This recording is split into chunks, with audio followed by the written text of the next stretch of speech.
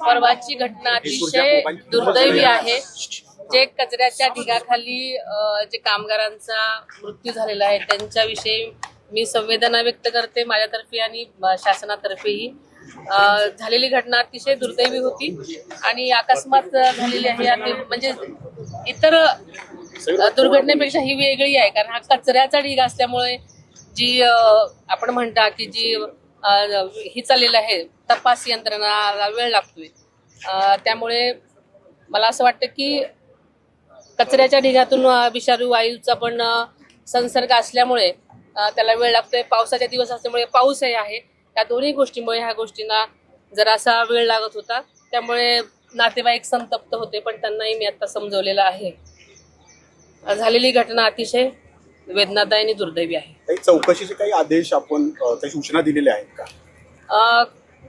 चौकशीचे आदेश तर दोषींवरती दिलेलेच आहेत. जे ज्यांच्या कुणामुळेच्या हलगर्जीपणामुळे ही घटना घडलेली आहे त्यांना नक्कीच कुठल्याही म्हणजे पद्धतीनं शासन पाठीशी घालणार नाही.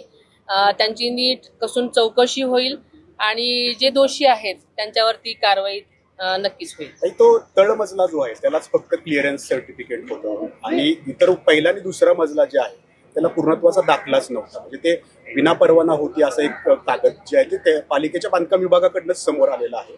तर विना परवाना ती सगळी इमारत होती आणि तिथं हे सगळं चालू होतं. पालिकेचंही दुर्लक्ष झाल्यासारखं दिसतं. आता ह्या घटनेनंतर अनेक गोष्टी समोर होत आहेत. चौकशी चालू आहेत आणि चौकशी अंती जे काही निर्णय होतील, जे काही निर्णय समोर येतील, जो काही अहवाल समोर होईल त्याच्यानुसार शासन नक्कीच कारवाई करेल. वहिनी, या सगळ्या प्रकरणी नातेवाईकांनी आरोप असा केलाय की पाठीमागच्या गेटला अँब्युलन्स लावतात, जे काही होतंय ते आमच्यापर्यंत पोहोचवा. आम्ही 3 दिवस झालं मुक्काम इथं करतोय, ऑपरेशन तुम्ही करा, पण आम्हाला सत्यता कळवा. तुम्ही नातेवाईकांशी काय बोललात का? दुपारी देखील नातेवाईक अक्षरशः रडत तिथं गेलेले, लपून छपून बॉडी बाहेर काढली जाते असं त्यांचा आरोप आहे. नाही, आताच काही नातेवाईकांनी मला सांगितलं की एक जी बॉडी होती ती त्यांना न माहिती होता बाहेर दुसऱ्या साईडने गेली असं त्यांचं म्हणणं आहे. पण तसं खरं करण्याचं काहीच कारण नव्हतं. पण मी त्यांना सांगितलेलं आहे की आता इथून पुढे जे काही बॉडीज निघतील त्या नातेवाईकांना अगोदर दाखवा, कारण ते जवळजवळ 2-3 दिवसापासून वाट पाहतायत आणि आपलं घरचं माणूस गेल्यानंतर ज्या संवेदना असतात त्या त्यांच्या आहेत आणि त्यांना त्यामध्ये पहिली बॉडी दाखवा.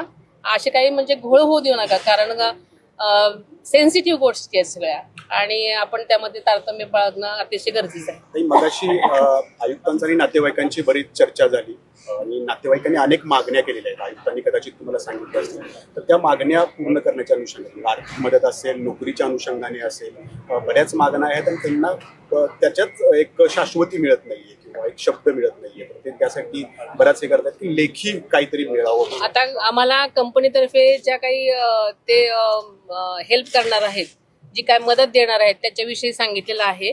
पण आणि सरकार प्रत्येक मृत व्यक्तीला 5 लाख रुपये देतं आणि जखमींची सगळी खर्च करतो. पण महापालिका पण जखमींना आणि मृतांना 10 लाख रुपये देण्याचं त्यांचं ठरलेलं आहे. पण नातेवाईकांची अशी इच्छा आहे की प्रत्येक व्यक्तीमागं गेलेल्या 1 कोटी रुपये मिळावे. ते आम्ही सगळेजण आता याबाबत चर्चा करू आणि जो काही योग्य निर्णय असेल तो आपल्याला सांगितला जाईल. वहिनी, गेल्या 4था दिवस आहे आज. आम्ही काही नातेवाईकांशी गेल्या 2 दिवसांपासून बोलतोय. सगळ्यांना आठवण होते ती दादांची होते, कारण त्यांचं म्हणणं आहे की शासन प्रशासन ढिम्म काम करते. आमचा दादा असता तर पहिल्या दिवशी ऑन ग्राउंड असताना आतापर्यंत सगळं रेस्क्यू ऑपरेशन संपलं असतं, आमच्या लोकांचे जीव वाचवले असते. दादा नाही म्हणून सगळं ढिसाळ कारभार या पिंपरी चिंचवडमध्ये चालू आहे असा आरोप नातेवाईकांनी केला. खरं तर आपल्याला माहिती आहे सगळ्यांना की अधिवेशन चालू होतं आणि अधिवेशनचा शेवटचाच 2-3 दिवस होते. अनेक महत्वाच्या गोष्टी होत्या.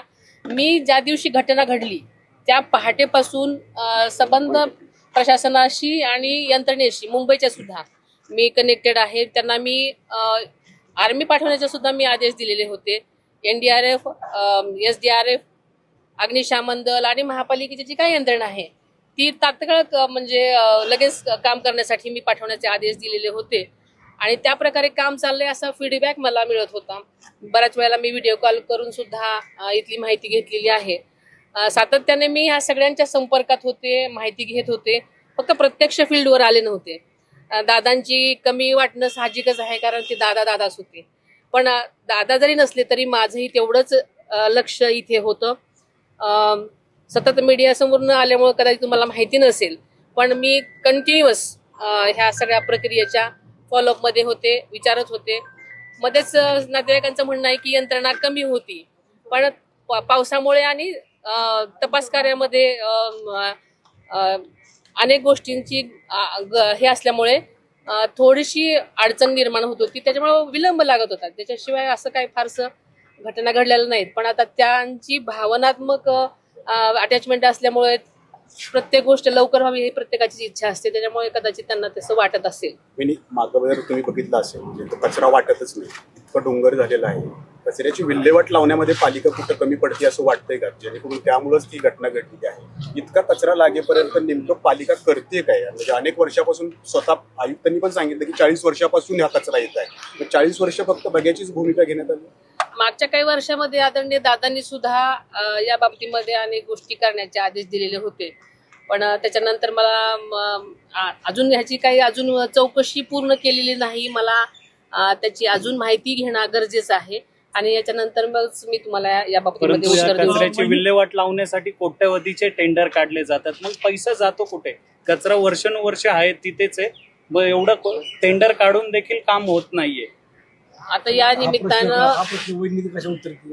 नाही, मग त्यांनी तर चौकशी या निमित्तानं सगळ्याच बाबतीमध्ये कसून चौकशी होईल तसे आदेशही मुख्यमंत्री साहेबांनी दिलेले आहेत आणि जो काही रिपोर्ट येईल त्याच्यावरनं ह्या पुढच्या गोष्टी ठरतील. म्हणजे नातेवाईकांची इच्छा आहे की कंपनीकडे परमनंट जॉब नको, महापालिकेकडे सरकारी नोकरी लागली पाहिजे, त्याच्यामध्ये काही आता या बाबतीमध्ये आम्ही महापालिका, सरकारी यंत्रणा आणि सगळेच आम्ही कंपनी सगळेजण एकत्र बसून आम्ही चर्चा करू आणि जो योग्य त्यांचं असं म्हणणं आहे वहिनी की इथंच त्यांच्या घरातल्या व्यक्तीचा मृत्यू झालाय आणि परत इथंच नोकरी, तर आम्हाला त्याच वेदना त्याच आठवणी परत येतील, म्हणून त्यांची अशी मागणी आहे की वेगळ्या ठिकाणी किंवा महापालिकेच्या ज्या काही मागण्या असतील त्याची आपण साधक बाधक चर्चा सगळ्यांनी करू आणि जो काही निर्णय असेल तो येईलच आपल्यापर्यंत.